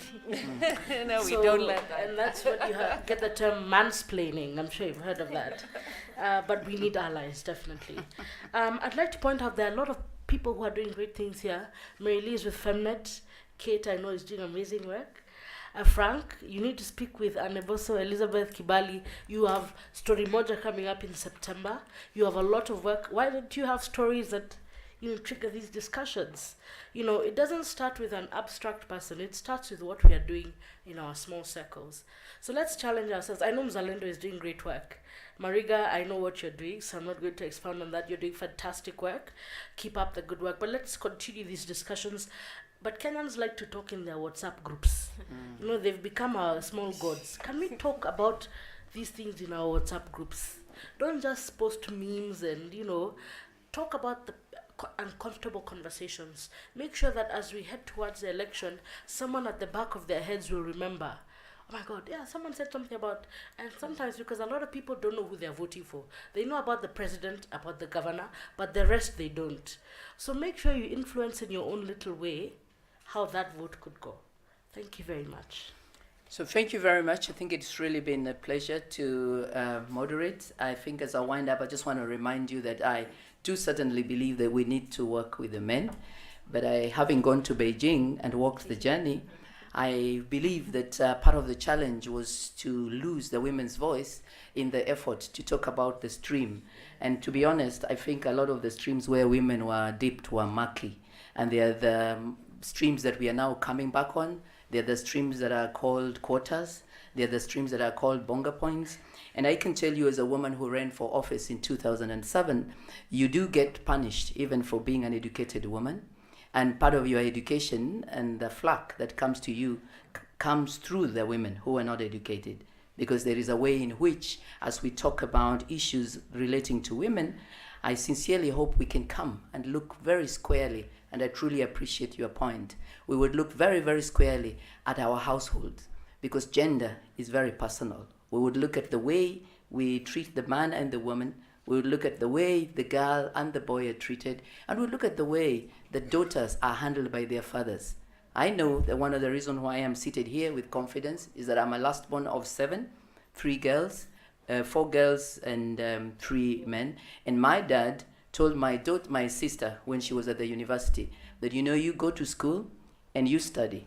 If you want to get married, that's your business. But don't let anybody tell you that you are not going to be quote unquote successful because you haven't gotten married. So I really want to conclude by saying that my colleague and friend and somebody I admire, Martha Karua, continues to say the personal is the political. And she's quite clear in her mind that it's her father and her family that enabled her to face a very, very hostile political terrain. So let us continue to try and see how we build leadership identity in the women. Let the women feel they're leaders. Let them not feel they need the men to push them there. And how do we do that? Let us continue to build a lot more as we talk about the quantity. Let us also look at about the quality. Let us make sure as soon as the women get in, how do we get programs that are in the safe space where as women they can talk about standing orders, where as women they can be prepared to know how it is that they're going to handle it. And most importantly, in my view, let us also unpack politics. Because I have sat with men at different levels. As permanent secretary, I sat with men as PSs, including the president and the prime minister. As somebody who was in the political party, I have sat with men. I have also sat with women. I believe that we make politics look so complicated, but we can demystify politics, give women the know-how, give them the skill, and I believe that quotas are one way, but the other way is truly the spaces where women are and just giving them a chance to have a voice. So thank you very much, ladies and gentlemen. I know we ran out by just 2 minutes. We apologize for that because we wanted to wrap up by 8:30, and we are welcome to some snack and continuing to interact. And in order for us to live in a way that is appropriately concluded, I think I'd like to just hand over to Ruth to make sure that you are aware that we were here and you are welcome.